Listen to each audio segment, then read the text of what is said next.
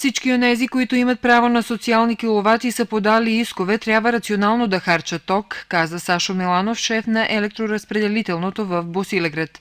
Той припомни, че енергийно защитените потребители това право могат да загубят, доколкото нарушат двата предвидени критерии, а те са потребление до 350 киловати на месечно ниво и стойността на месечните приходи за членовете на семейството, предвидени с правителствената уредба. Тази уредба предвижда приходите за едночленно семейство да не надвишава 12 900 динара на месец, за тричленно семейство лимита възлиза на 18 786 динара, за семейство от 4 или 5 членове на 24 672 динара, а семейство над 5 души 30 558 динара. Ползващите социална помощ и детска надбавка са пряко енергийно защитени купувачи, доколкото на месечно ниво харчат до 350 кВт-часа ток, които с последните платени сметки доставят и необходимите удостоверения, които предоставят чрез Центъра за социални грижи и Общинската служба за детска закрила. Останалите потребители, които изпълняват предвидените условия, набират необходимите документи и ги подават чрез Общинското управление, каза Миланов, и допълни, че исковете се подават всеки месец до 20 число в месеца и осъществения статут на защитен потребител продължава една година.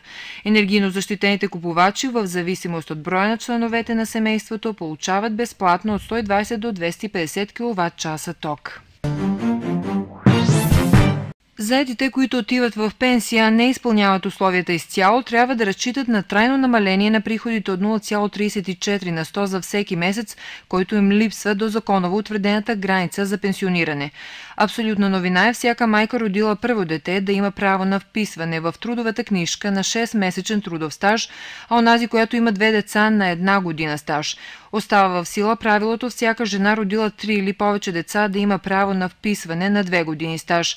На бенефициран трудов стаж няма, според предложението за изменение на закона за ПИО, да имат право онези, които работят административно-техническите работи, където и да работят. Измененията на закона за ПИО ще влязат в скупщинска процедура на 15 юли, заедно с новия закон за труда. Изплащането на първата част на пенсиите за месец юни на пенсионерите от категория бивши заети започна в четвъртък на 10 юли, съобщиха от ПИО фонда на Сърбия. Според данни на Републиканския фонд за пенсионно инвалидно осигуряване от тази категория миналия месец са регистрирани 1 442 000 пенсионери със средна месечна пенсия от 26 190 динара. Най-ниска пенсия от 13 222 динара са получили 149 000 пенсионери, а най-високата на стойност от 121 000 динара са получили 60 лица в страната ни. Секцията за модерни танци към спортно дружество „Младост“ вчера в голямата зала на Центъра за култура в Босилеград организира концертна програма. Участниците на концертната програма бяха членовете на фолклорната и музикална секция. Младите таланти представиха латино и ритмични танци, народни песни и хора от югоизточната част на Сърбия. На голямата сцена на Центъра за култура с народни песни се представи участникът в детския международен фестивал в Кочани, музикалният талант от Босилеград Добри Миланов.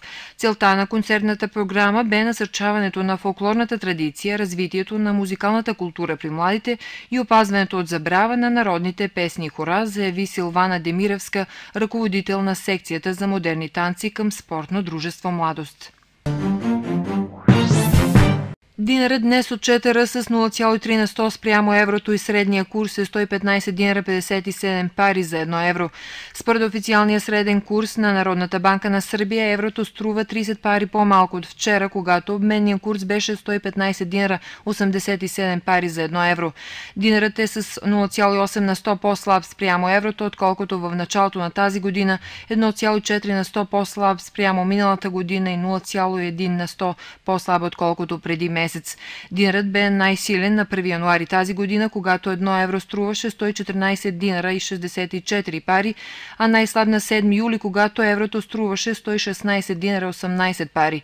Народната банка на Сърбия тази година на междубанковия валутен пазар е продала 840 милиона евро, а е купила 190 милиона евро, за да може да облегчи ежедневните колебания на валутния курс. В нашата община утре е облачно с смяна на сухи и дъждовни интервали. Ще духа западен вятър със скорост от 1 метър в секунда. Температурите ще се движат в интервал от 11 до 22 градуса.